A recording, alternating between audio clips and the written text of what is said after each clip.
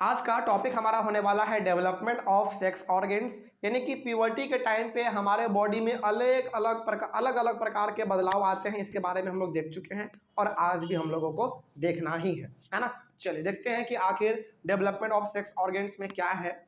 देखिए इसमें लिखा हुआ है during puberty male sex organs like the testis and penis develop completely. Puberty के टाइम पे आपने देखा होगा, आपका जो एक चैप्टर है रिप्रोडक्शन, चैप्टर नंबर आपका 9 है ना। उसमें आपने पढ़ा होगा कि टेस्टिस क्या होता है, पेनिस क्या होता है ना। इसके बारे में हम लोग पूरी तरीके से डिस्कस कर चुके हैं। तो प्यूबर्टी के टाइम पे मेल में खास करके टेस्टिस और पेनिस का जो साइज है या फिर उसका जो ग्रोथ है पूरी तरीके से हो जाता है ना। उसके बाद also the testes begin to produce sperm, और आपको ये भी मालूम है कि टेस्टिस क्या प्रोड्यूस करेगा, स्पर्म प्रोड्यूस करेगा, और ये स्पर्म प्रोड्यूस करना प्यूबर्टी के टाइम पे शुरू कर देता है। ठीक है ना। आगे उसके बाद है, ये तो हो गया हमारा मेल के बारे में, है ना। अब बात कर लेते हैं फीमेल के बारे में। Female sex organs like ovaries develop completely. तो फीमेल सेक्स ऑर्गन के बारे में यदि हम लोग बात करें तो जो हमारा ओवरीज होते हैं फीमेल रिप्रोडक्टिव पार्ट में, वो पूरी तरीके से डेवलप हो जाता है। जिस प्रकार से मेल में पेनिस और टेस्टिस होता है, उसी प्रकार से फीमेल में ओवरीज डेवलप हो जाता है। Also the ovaries begin to produce mature eggs. जिस प्रकार से टेस्टिस और पेनिस डेवलप होने के बाद वो क्या प्रोड्यूस करेगा, टेस्टिस स्पर्म करेगा प्रोड्यूस, उसी प्रकार से फीमेल में ओवरीज डेवलप होने के बाद ओवरीज क्या प्रोड्यूस करेगा, मैच्योर एग्स प्रोड्यूस करेगा, है ना। तो दोनों का दोनों यानी कि मेल और फीमेल दोनों का दोनों सेक्स ऑर्गन्स अपना अलग अलग फंक्शन परफॉर्म करते हैं, है ना। तो ये हमारा हो गया सेक्स ऑर्गन्स के बारे में। उसके बाद यहाँ पे हमारा आता है reaching mental, intellectual and emotional maturity. अब देखिए यहाँ तक हमने ये तो जान लिया कि प्यूबर्टी के टाइम पे हमारा वॉइस चेंज हो जाता है, हमारा हाइट बढ़ जाता है, हमारा और क्या था, बॉडी शेप हो जाता है, हमारा बढ़ जाता है ना। यानी कि तमाम प्रकार के चीज़ हमारे बॉडी में देखने को मिलते हैं प्यूबर्टी के टाइम पे।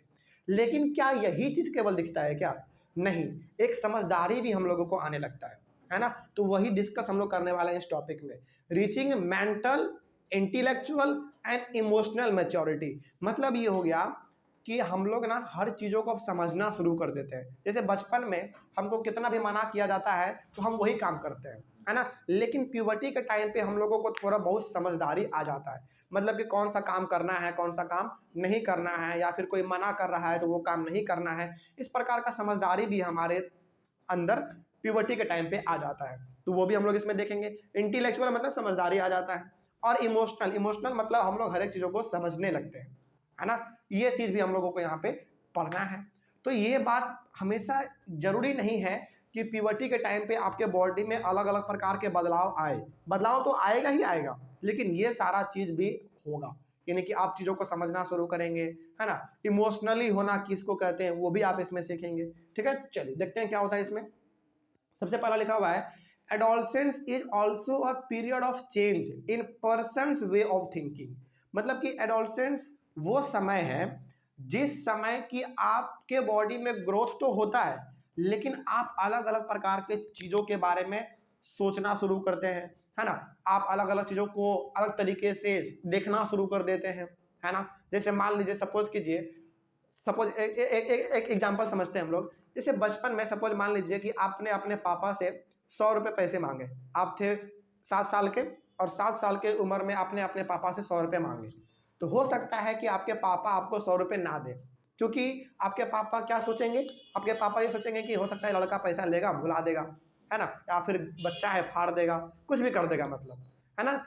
तो उस समय आपके पापा ने आपको पैसा नहीं दिया, लेकिन आपके माइंड में उस समय पे क्या आएगा कि पापा हमको प्यार नहीं करते हैं, पापा हमसे हमेशा मतलब एक तरीके से नफरत करते हैं, तो हमको पैसा नहीं देते, हमको मानते नहीं है, ये आपके माइंड में समझ आएगा। लेकिन जब आप प्यूबर्टी के टाइम पे होते हैं, अब जब आप 15-16 साल की उम्र में होते हैं, तो आप पापा से पैसे मांगते हैं और वो नहीं देते हैं, तो आपको हो सकता है कि ये समझ में आए कि हो सकता है कि पापा के पास अभी पैसा नहीं होगा, है ना। मतलब सोचने का तरीका देखो, बचपन में आप सोच रहे थे कि पापा हमसे नफरत करते हैं, लेकिन वही आप प्यूबर्टी के टाइम पे 15-16 साल की उम्र में आप सोचते हैं कि हो सकता है कि पापा के पास पैसा नहीं होगा, इसलिए उन्होंने नहीं दिया।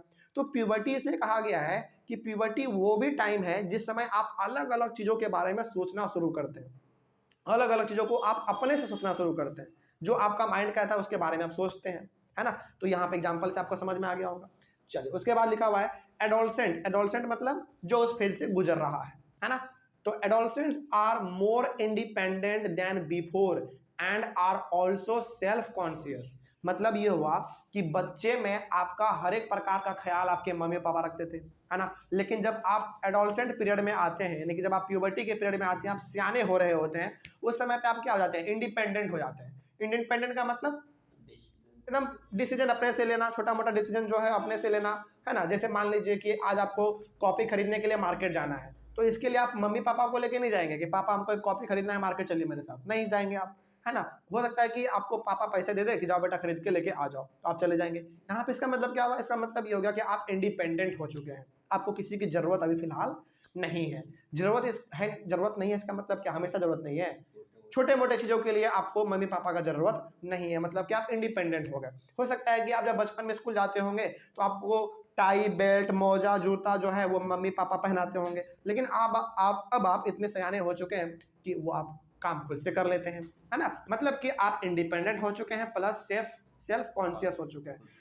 हाँ, खुद का ध्यान आप रख सकते हैं, है ना, ये चीज़ है। और बहुत सारे बच्चे तो ऐसे भी होते हैं जो कि अपने कपड़े अपने से धोते हैं, अपना बेड अपने से वो मैनेज करते हैं, अपना स्टडी रूम अपने से वो अरेंज करते हैं, है ना। तो हर एक प्रकार का अलग अलग चीज़ आप लोग करते हैं इस समय पे।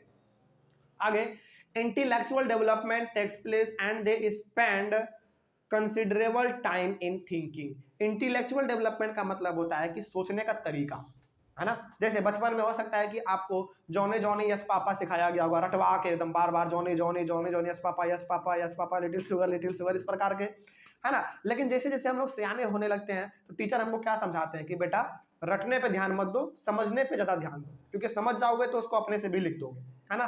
तो इंटेलेक्चुअल डेवलपमेंट का मतलब हो गया कि आप हर एक चीज़ों को अपने से समझने लगते हैं, है ना, अपने से उसको लिखने की कोशिश करते हैं, अपने तरीके से उसको ढालने की कोशिश करते हैं, है ना।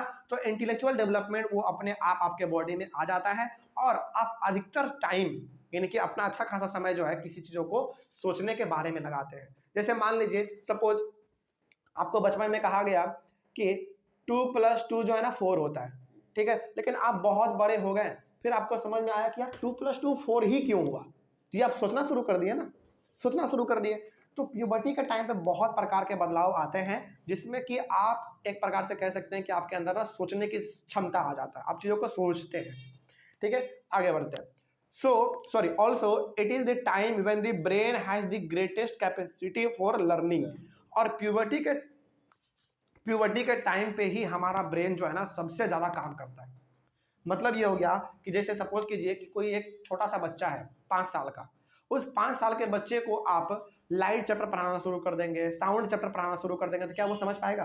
कभी नहीं समझ पाएगा। मतलब क्या हुआ इसका मतलब ये हो गया कि वो बच्चा अभी छोटा है, उसका ब्रेन का डेवलपमेंट जो अच्छी तरीके से नहीं हुआ है। लेकिन जब आप प्यूबर्टी के टाइम पे पहुंच जाते हैं, आप 15-16 साल की उम्र में होते हैं, उस समय पे आपका ब्रेन पूरी तरीके से डेवलप करता है और अलग अलग प्रकार की चीज़ों को वो समझने की कोशिश भी करता है। तो प्यूबर्टी के टाइम पे ब्रेन के पास सबसे ज़्यादा कैपेसिटी होता है किसी भी चीज़ों को समझने का, ठीक है ना। चलिए आगे बढ़ते हैं। Sometimes adolescent may feel insecure while trying to adjust to the changes in the body। इसका मतलब यहाँ पे ये हो गया कि जब हम लोग प्यूबर्टी में ना बढ़ रहे होते हैं आगे, तो ऑब्वियस सी बात है हमारे बॉडी में बदलाव आते हैं अलग अलग प्रकार के, है ना। लेकिन इस समय में ना बहुत सारे एडोलसेंट यानी कि बहुत सारे बच्चे पूरी तरीके से आप कह सकते हैं कि डरते हैं। जैसे मान लीजिए सपोज कीजिए कि किसी कोई बच्चा एडोलसेंट पीरियड से गुजर रहा है अपना, ठीक है ना, और उसके चेहरे पे बहुत सारे पिंपल्स हो गए, तो वो डरने लगता है कि यार ये क्या हो गया। क्या वो नॉर्मल चीज़ है कि नहीं? बिल्कुल नॉर्मल है।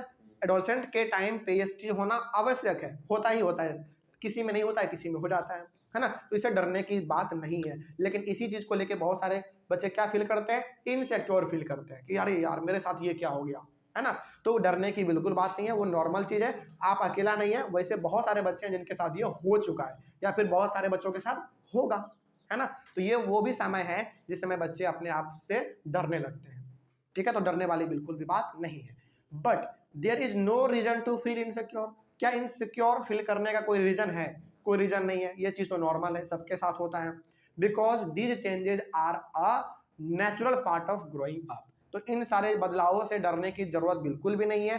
प्यूबर्टी के टाइम पे यानी कि जब आप सियाने हो रहे होते हैं, बड़े हो रहे होते हैं, उस समय आपके बॉडी में जो भी बदलाव आते हैं उससे डरने की बिल्कुल जरूरत नहीं है, क्योंकि ये केवल आपके साथ नहीं बल्कि और भी बहुत सारे लोगों के साथ ये होता है ना। चलिए, तो ये वाला भी हमारा यहाँ पे बात खत्म हो गया। उसके बाद हम लोग अपने अगले वाले क्लास में डिस्कस करेंगे एक और नया बिल्कुल फ्रेश टॉपिक जिसका नाम है सेकेंडरी सेक्सुअल कैरेक्टर्स। ठीक है ना। चलिए, थैंक यू वेरी मच।